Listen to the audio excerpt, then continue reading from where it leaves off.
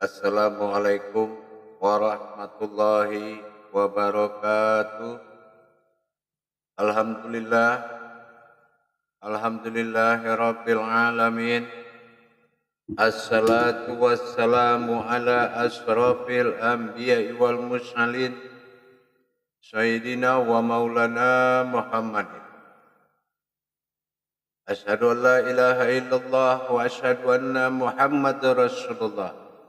Allahumma shalli ala sayyidina Muhammadun musabil wal ikram ya wal jalil wal ikram.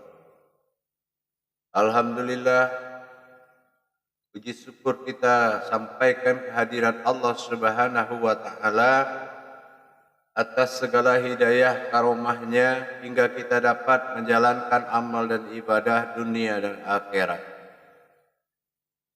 Bersalam kita kepadanya Rasulullah sallallahu alaihi wasallam sebagai Nabiul Akhirul Zaman, tentunya dengan mengkalamkan salawatnya padanya dengan membaca Allahumma sholli ala sayyidina Muhammad wa ala alihi sayyidina Muhammad.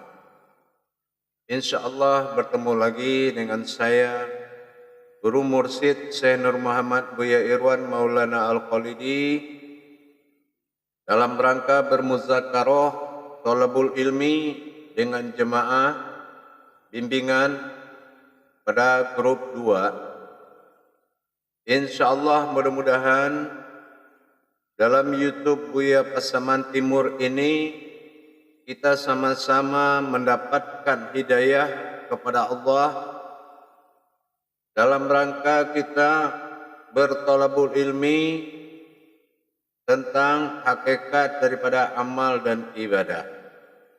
Untuk tayangan muzakarah grup 2, mari kita saksikan bersama-sama di bawah pimpinan Ketua Grup Zulkifli. InsyaAllah kita mulai dengan Bismillahirrahmanirrahim. Kita akan coba masuk.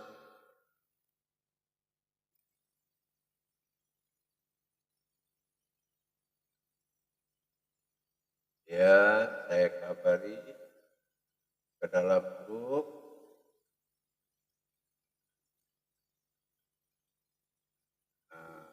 Ini jemaah sekalian.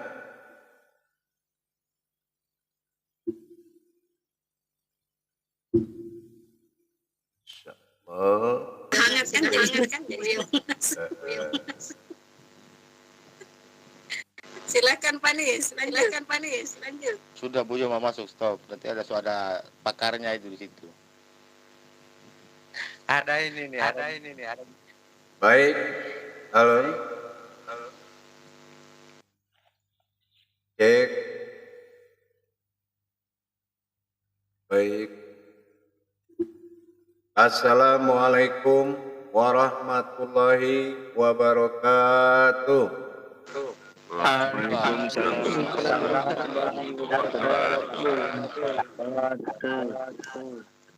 Alhamdulillah, alhamdulillahirabbil alamin. Assalatu wassalamu ala asrafil anbiya'i wal mursalin sayyidina wa maulana Muhammadin. Asyhadu an la ilaha illallah wa asyhadu anna Muhammadar Rasulullah. Allahumma sholli ala sayyidina Muhammadun musabil wal ikram ya wal jalil wal ikram. Alhamdulillah para jemaah sekalian grup 2, kita yang insyaallah kita bermuzakarah malam ini dalam rangka meningkatkan iman dan takwa kita kepada Allah, tentunya dengan belajar. Insyaallah dengan kita memahami lebih dalam daripada bahasa makna daripada Allah, maka luaslah kita di dalam menjabarkan suatu makna. Untuk itu kita mulai muzakarah ini dengan saya kalamkan takbir daripada muzakarah kita, nanti dijawab dengan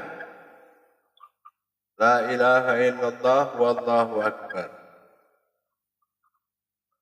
Sallu ala muzaqaratun fil jami'ati rahimakumullah. La ilaha illallah wallahu akbar. Insyaallah. Coba audionya. Ya, baik. Untuk membuka wawasan, silakan mengadakan pertanyaan dari apa yang pernah diambil suatu kesimpulan dalam bentuk ilmu tauhid, hakikat dan makna-makna tersirat yang dipelajari dan diamalkan serta yang ditonton pada YouTube kita. Insya Allah, silakan mulai bertanya. Moderator untuk mengendalikan. Ya, terima kasih Bu ya atas kesempatannya. Silakan jamaah, bapak-bapak yang mau bertanya. Pak Kuswari mungkin. Silakan Pak Kuswari. Tadi banyak pertanyaan. Assalamualaikum warahmatullahi wabarakatuh, Buya. Waalaikumsalam warahmatullahi wabarakatuh.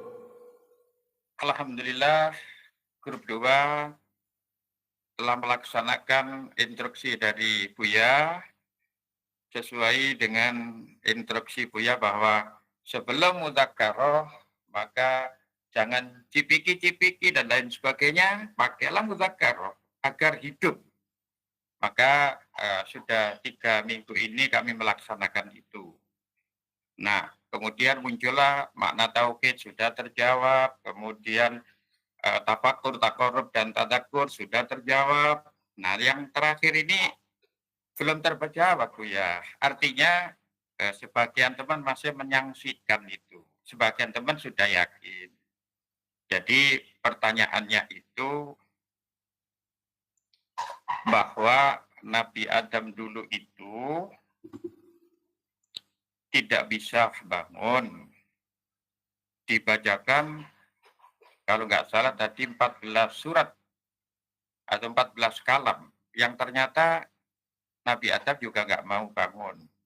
Nah, agak mendekati dibacakan salah satunya adalah surat Al-Fil, yaitu asha, tapi belum hidup, di duduk di tengkurap tidur lagi. Nah, kemudian diperintahkan untuk dibacakan surat Al-Fatihah. Nah, disitulah akhirnya bangun. Namun ada beberapa dari mudzakarah itu, salah satunya Fatihah itu, Nabi Adam itu berdiri setelah dibacakan batin Al-Fatihah itu, sehingga beliau dalam tanda petik, mohon maaf, Adam ini hakikat loh Bu ya, bersin. Akhirnya keluarlah kalimat sin. Nah, sekarang pertanyaannya yang jadi perdebatan tadi dalam tanda petik, berarti Al-Fatihah itu sudah ada dan dibacakan menjadilah menjadi Al-Fatihah itu mulai dari Alhamdulillah dan seterusnya akhirnya menjadilah surat Al-Fatihah itu. Awalnya ada yang menyatakan bahwa itu adalah zahir.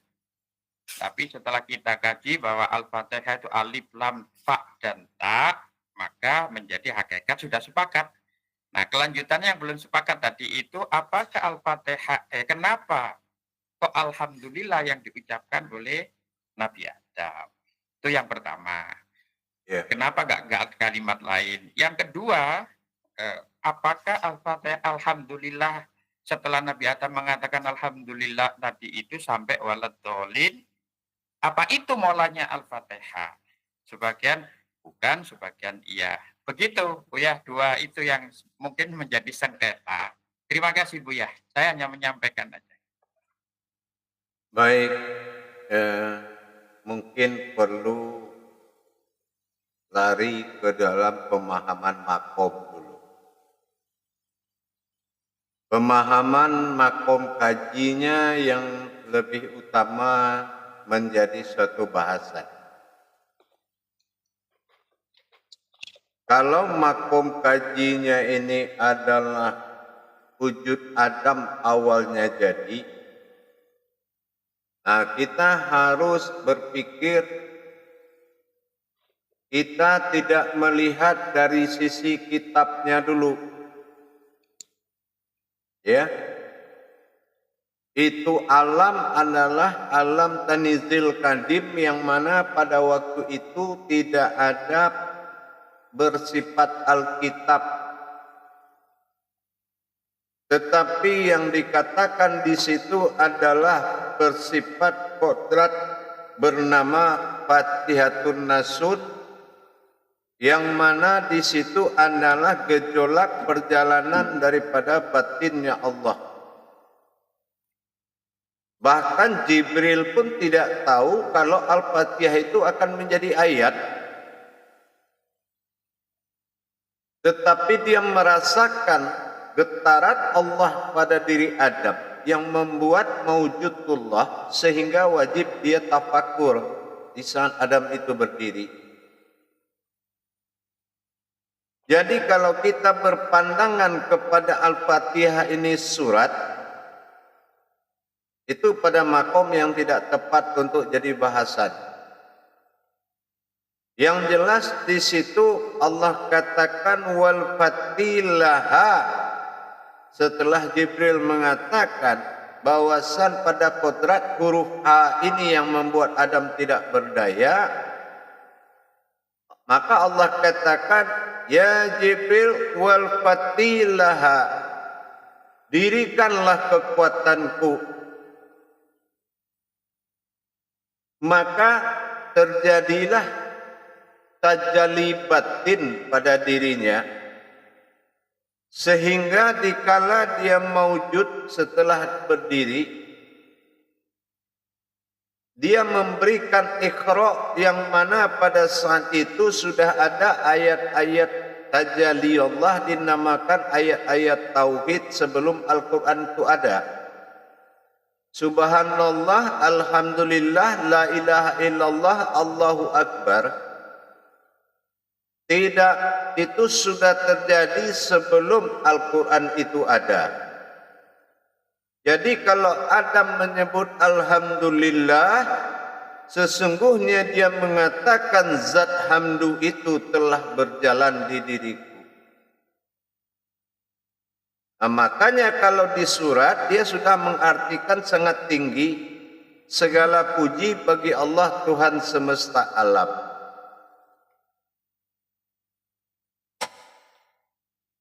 Jadi dalam pemahaman hakikat itu mutlak pada kaji Awaluddin seperti ini. Ini termasuk kajinya Awaluddin.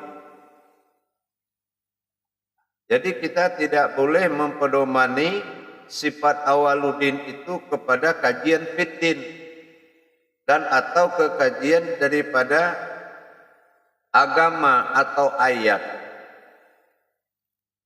Itu. Jadi tajalinya beda. Bertajalinya zat hamdu itu dalam sirnya Allah membentuk kesifatan umat bagi Tuhan. Itulah umat yang pertama dinamakan Adam. Makanya dia 7. Bukan 7 ayat, 7 tajali. Dinamakan 7 itu kodratnya sifat. Begitu Pak Koswari. Terima kasih Buya. Ya, insyaallah. Silakan yang lain. Masih ada yang mau bertanya? Ya, Abang Zulkifli, silakan. Assalamualaikum warahmatullahi wabarakatuh. Ya. Waalaikumsalam warahmatullahi wabarakatuh. Saya masih belum paham tentang istighfar. istighfar ini diwujudkan apa sesudah, apa di masih zaman Nabi apa sesudah Nabi nih Bu? Ya, Iya, bahasa dan iya. nah, Terus silakan tanyakan. jadi sedangkan Nabi menganjurkan dia kebiasaan dia tuh menjelang tidur dia mengucapkan istighfar sampai 30 kali. Nah, sedangkan untuk bahasa istighfar ini apa sudah kejadian apa memang sudah terjadi dulu gitu Bu ya, bahasa dari istighfar ini sendiri? Istighfar itu adalah ayat yang dibacakan sebelum bismillah itu ada. Artinya apa?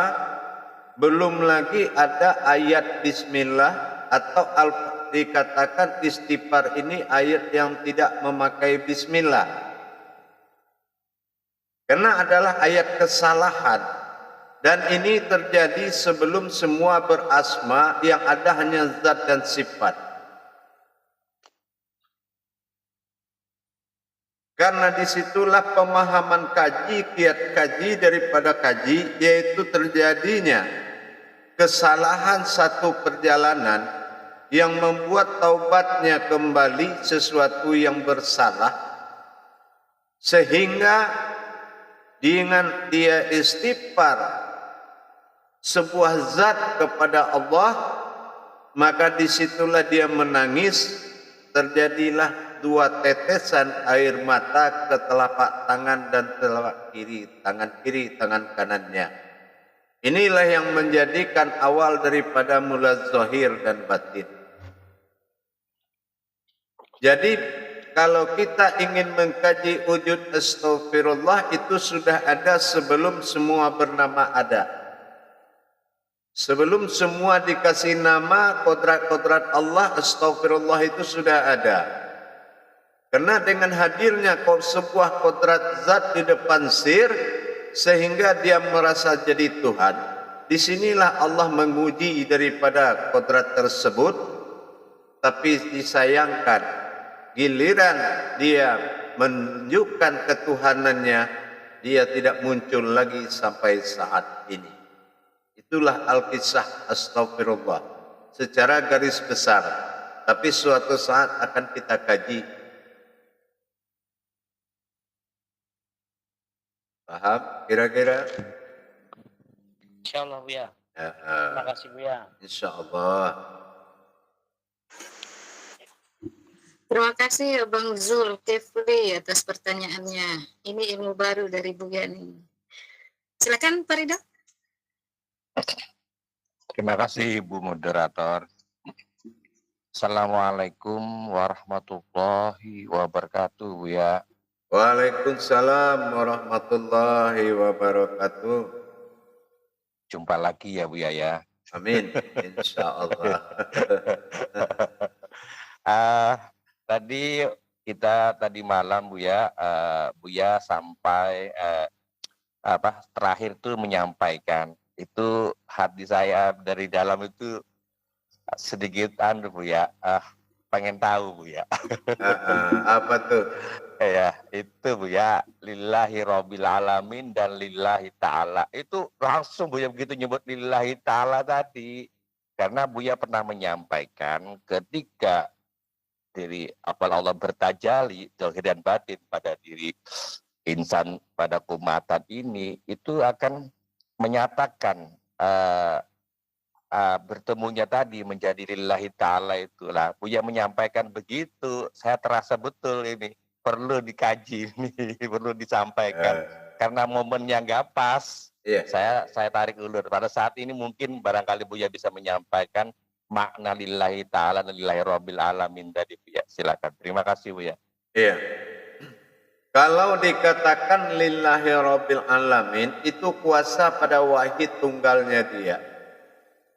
Bahwasanya mutlak milik daripada dia semua. Keakuannya Allah, kewahidannya. Dan itulah kodrat yang semata-mata kita menyatakan usolli. Nah, di saat usolli itu, disinilah berlakunya halalnya bahasa perbuatan diriku menyembah aku sendiri. Nah, disinilah Kenapa? Karena dia sudah katakan semuanya itu aku juga. Nah ini yang lillahi ta'ala. Dan tidak disalahkan kalau Muhammad menyebut Muhammad Ahmad Ahad. Tidak juga disalahkan Adam Ahmad Ahad. Nah itulah lillahi ta'ala, pernyataan ketunggalan dia, bahwasanya semuanya karena aku, ya, karena aku yang ingin disembah, gitu. Kalau berkodrat aftar bersifat Allah itu yang menyembah. Nah, jadi kalau Rabbil Alamin itu sudah memenuhi syarat-syarat kelengkapan fatonahnya. Ada nur, ada zat, ada batin, baru dikatakan alif lam lam ha itu kodratnya dia. Nah ini yang dikatakan Rabbil Alamin. Karena apa? Karena tidak satu kodrat. Kalau wahid itu satu kodrat. Gitu. Apakah Buya untuk yang lillahi ta'ala itu berarti dari syahadat, syahadah dan ahad wahid tunggal itu ya Bu ya, lillahi ta'ala di situ Bu ya. Bisa dikatakan seperti itu Bu ya? Bisa dikatakan, tetapi tidak mutlak. Yang mutlak itu kalau ahad, ahadah, wahadah itu udah sifat ketuhanan. Kalau lillahi ta'ala itu memang demi aku. Nah, ini haknya aku untuk disembah. Dia membuka diri di usoli itu. Berarti diri al-haqul haknya itu ya Bu ya, ya di situ ya. Tidak ada nama diri di situ. Ini wahid tunggal. Wahid tunggal. Yang disebut dengan wujud ada. Dia tidak berasma, justru yang lain yang melengkapi asmanya. Oh iya. Biar terpisah, siap Bu ya. Nah ini yang dikatakan kosong dalam wujud dalam kosong tadi. Jadi kalau dikatakan usoli, nah li ini sebetulnya la. Nah kalau dibawa ke dalam tersurat la ilah, ya. Nah berarti tidak ada Tuhan di situ melainkan aku sendiri. Nah gitu. Lillahi ta'ala. Nah, lillahi ta'ala, ya kan? Tidak ada di situ lain selain dari aku. Tidak ada Tuhan-Tuhanan, tidak ada umat-umatan. Aku sendiri di sini. Nah, itu yang lillahi ta'ala. Tidak berasma lagi di situ ya. Tidak berasma di siap situ. Ya. Siap, paham ya. Keakuannya ya benar. Iya. Alhamdulillah Bu ya. La ilah berarti itulah tidak ada Tuhan melainkan aku. Nah, gitu. Karena akunya di situ gitu. Iya. Karena sering kita menyampaikan itu, kita belum paham betul di situ Bu ya. Nah, karena kalau kita menyampaikan ke situ itu harus kosong, pandangan harus kosong kepada hal yang kosong. Insya Allah. Ya, insya Allah Bu ya. Terima kasih Bu ya. Assalamualaikum warahmatullahi wabarakatuh. Waalaikumsalam warahmatullahi wabarakatuh. Terima kasih Pak Ridho atas pertanyaannya. Silakan Pak Asep. Assalamualaikum warahmatullahi wabarakatuh Bu ya. Waalaikumsalam warahmatullahi wabarakatuh. Ini Bu ya, saya mau bertanya tentang tubadil pada tahiyat akhir. Itu kan pada tubadil itu semuanya udah satu ya, menjadi satu Bu ya. Jadi tidak ada lagi gerakan telunjuk yang digerak-gerakan seperti tahiyat awal. Yang ingin saya tanyakan itu hakikatnya dan pandangan makrifatnya gimana Bu ya pada saat tubadil itu? Iya. Pandangan makrifat di situ wahid tunggal Allah, sir kodratnya mendatangi wujud Allah yang bersembunyi dalam kodrat Muhammad. Makanya bukan Muhammad Rasulullah dia assalamualaikumnya. Assalamualaikum ayyuhan nabiyyu wa rahmatullah. Nah itu kode kiatnya di situ. Jadi yang didatangi adalah zatnya Allah yang bersembunyi yang ingin dipanggil dengan nama Muhammad. Nah, makanya telah berpadu zat itu dengan sifat menjadi satu.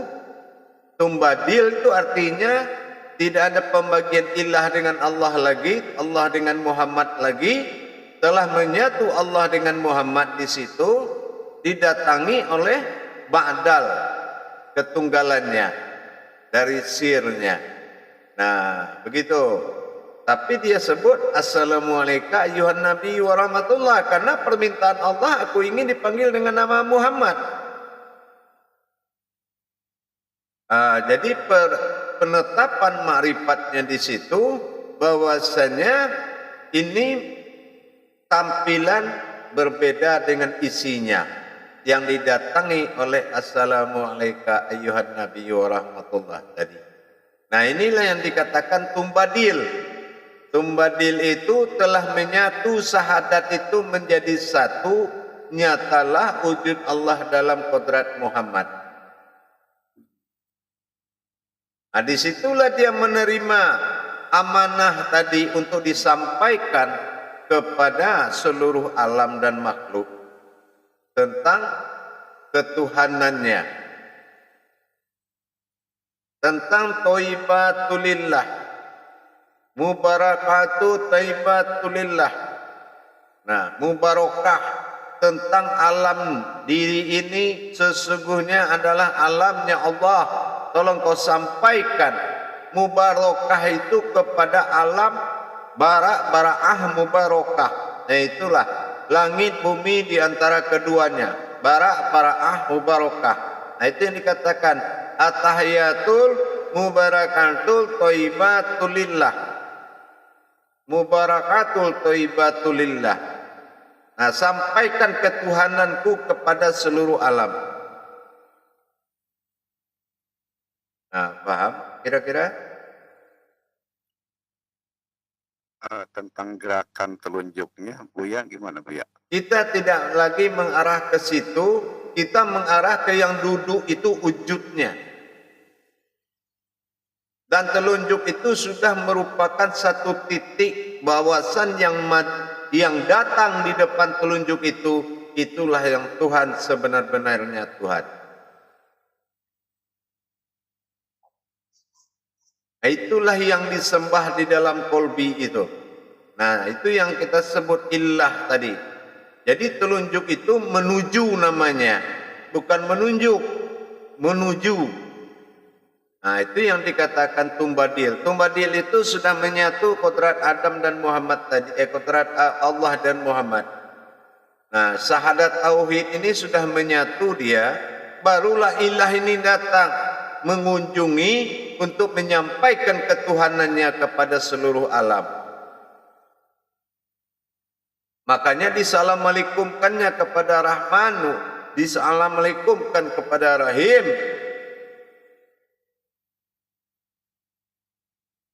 Gitu, paham?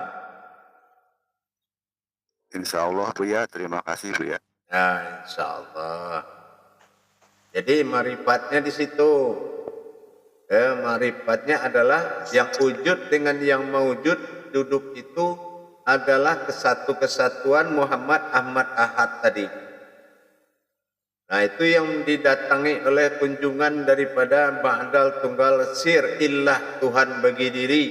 Nah, itulah maka dikunjunginya bukan assalamualaikum ayuhan nabi ya Rasulullah, tapi assalamualaikum ayuhan nabi wa rahmatullah. Nabi yang dirahmati, gitu.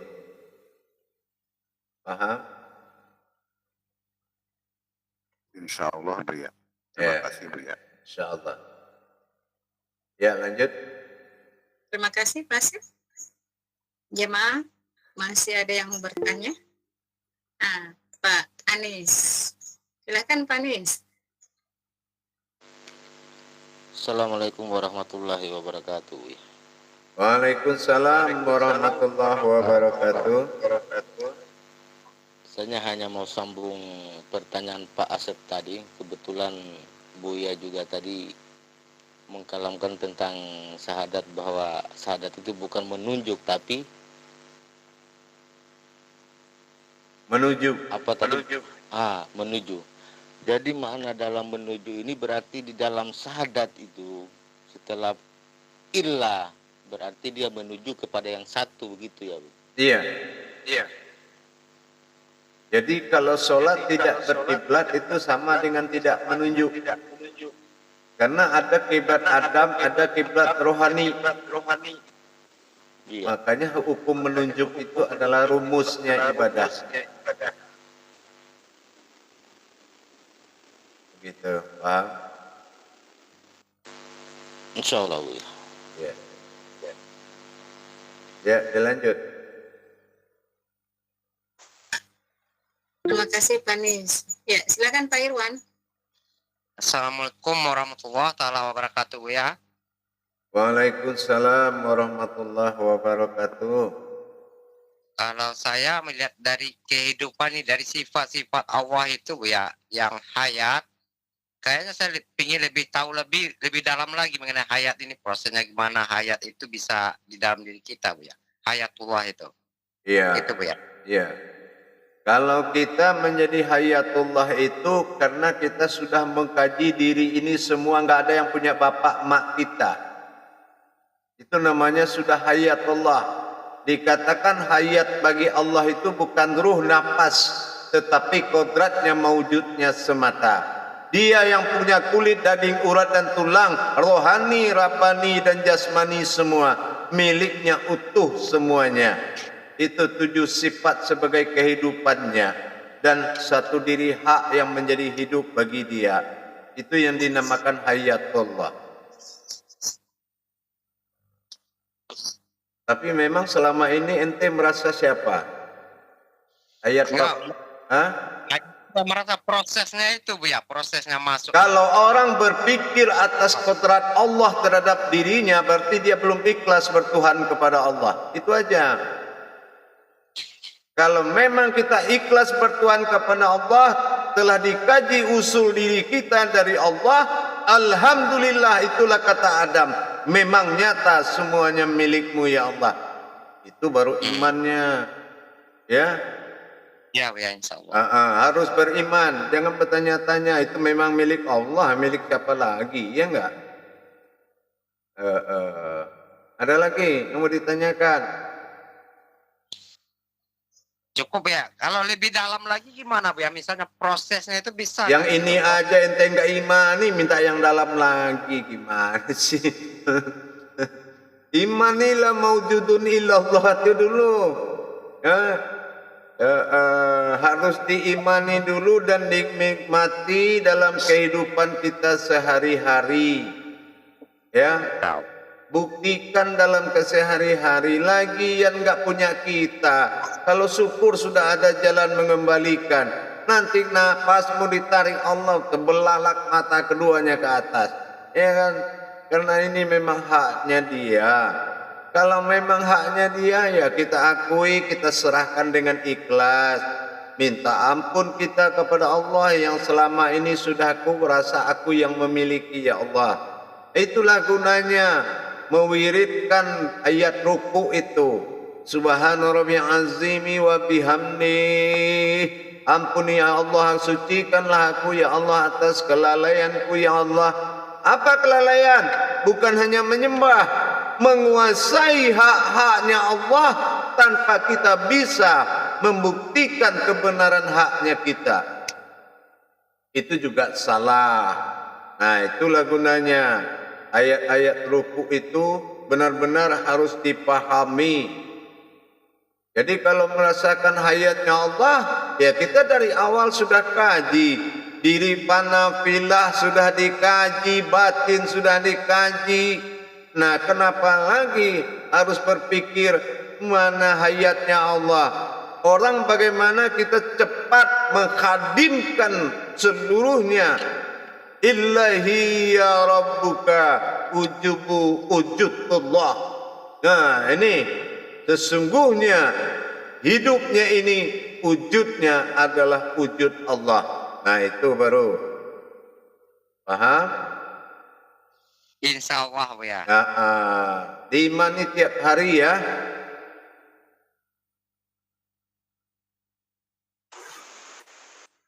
Ya, baik. Terima kasih Pak Irwan.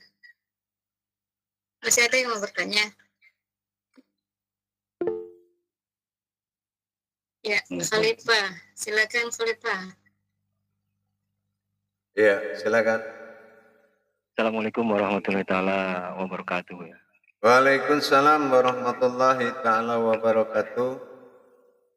Mendengar pertanyaan Pak Zul dan mendengar pertanyaan Pak Asep, ada dua yang ingin saya pertanyakan ya. Pertama yang kaitannya dengan pertanyaan Pak Zul, bisakah dikatakan istighfar ini adalah penyesalan sebuah zat kepada sir? Lalu kaitannya dengan pertanyaan Pak Asep, di kalimat ya ayuhan nabi, hakikat ayuhan nabi ini kemana Bu ya? Dan kalau mohon petunjuknya Bu ya, marifatnya ini apa Bu ya? Mohon petunjuknya. Itu aja. Ya. Yang dirahmati oleh Allah, oleh Tuhan ba'dal tunggal pada ilahnya adalah zatnya Allah, yaitu Allah. Berarti itu yang dirahmati. Ya, Itu yang nabi. itu yang dirahmati. Kalau Muhammad itu yang dikehendaki. Iradah, beda makomnya. Kalau yang dirahmati Allah, alif lam lam ha, yang di apakan namanya? Itu Muhammad. Beda, yang dirahmati itu beda. Jadi itulah zat daripada awal Allah jadikan. Itu yang dia rahmati. Kalau Muhammad yang dia kehendaki, iradah, makanya kontrak iradat. Oh iya. Insyaallah paham. Kalau mengenai istighfar bagaimana Bu ya? Kalau istighfar memang kita belum kaji ke situ. Ya, karena dalam rangka menegakkan ilmu ketuhanan, kesalahan itu tidak dikaji dulu. Ya, insyaallah. Nanti doyan salah lagi yang lain. Insyaallah ya. Insyaallah. Terima kasih Bu ya. Iya. Assalamualaikum warahmatullahi wabarakatuh. Waalaikumsalam warahmatullahi wabarakatuh. Bagaimana? Ada lagi? Tadi Ramadan? Oh, Pak Zulkifli. Masalahnya tidak ada. Silakan Pak Zulkifli. Assalamualaikum warahmatullahi wabarakatuh. Ya, Waalaikumsalam warahmatullahi wabarakatuh. kalau kita bicara dengan bahasa lain-lain kan, kalau ujung dari bicara kan bertanya kan berarti akhirku kalam. Bahasanya kan kita mengakhiri acara, mungkin bahasanya kita mengakhirku kalam. Nah, itu dalam pandangan apa dalam ini Bu ya? Yang benar gimana? Pandangan apa makom jatuhnya itu? Itu adalah tajalli daripada makrifat yang mengirim sebuah hajat tadi kepada Allah. Jadi kalau akhirul kalam wabillahi, nah ini wabillahi perantara batin Allah, wa taufik yang aku maksud, wal hidayah dan berikanlah hidayah. Jadi orang yang akhir kalamnya dia mendoakan kepada Allah untuk memberkahi dari apa yang dia mau di saat acara itu dibuka. Nah, wabillahi taufik wal hidayah. Taufik itu apa judulnya? Apa yang kita mau? Nah, berkahilah ya Allah apa yang sedang kami jalankan ini. Nah, paham? Nah, disitulah letaknya sebuah pandangan. Jadi jangan bilang amin aja, pandangannya nggak dijalankan, kan gitu. Nah, paham? Insyaallah ya. Insyaallah. Baik jamaah, saya akan ini pada akhir YouTube dulu sebentar, nanti kita masuk 10 menit.